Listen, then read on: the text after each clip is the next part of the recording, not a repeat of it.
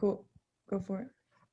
Okay, so this is the topic 4 blended learning assignment for teams and teamwork by Cooper Wilk, Jacqueline Klink, and Alyssa Mills.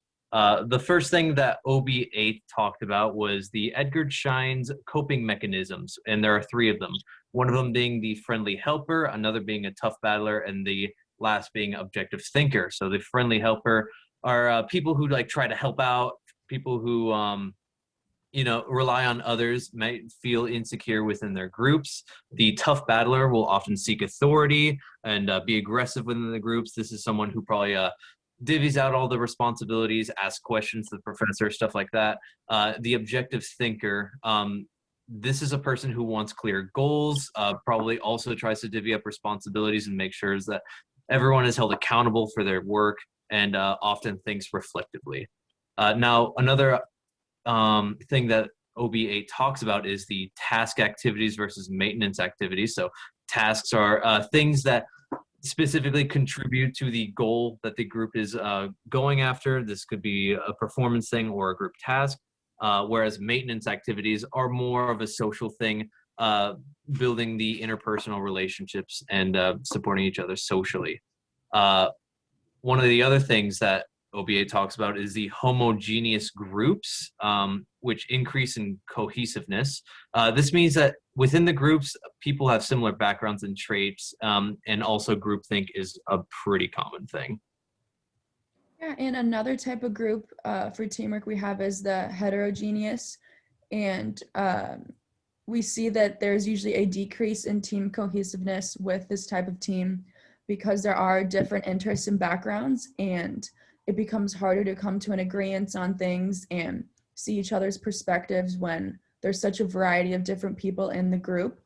Another issue can be that more advanced members may feel held back by slower members, that they have to do more explaining or have to lead the team instead of just be a part of a group and just be equal to each other. And next we have 3 different type of communication networks: centralized, decentralized, and restricted. Centralized is going to be where there is a single authority that has control over the whole communication network system. And this is best for a large volume of information. And it also has access to it manages who has access to these resources and who uses it. And decentralized is where the power is distributed among members, and there will be independent decision making. And this allows for system reliability, because if one member breaks down, the other will still be able to be there. And lastly, restricted network is difficult because this creates a disagreement among positions and what people are in charge of. This creates a counteracting environment, and it results in limited communication among members because of the disagreements among them.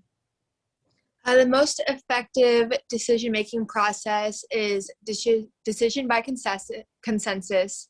And this basically means that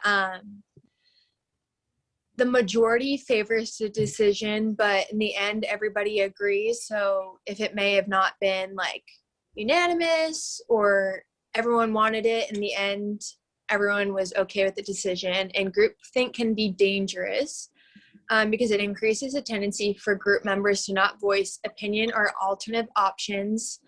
This can happen when there's very authoritative people in groups that take control, and instead of speaking up, members just go with it. Awesome. Thank you. Perfect. Good.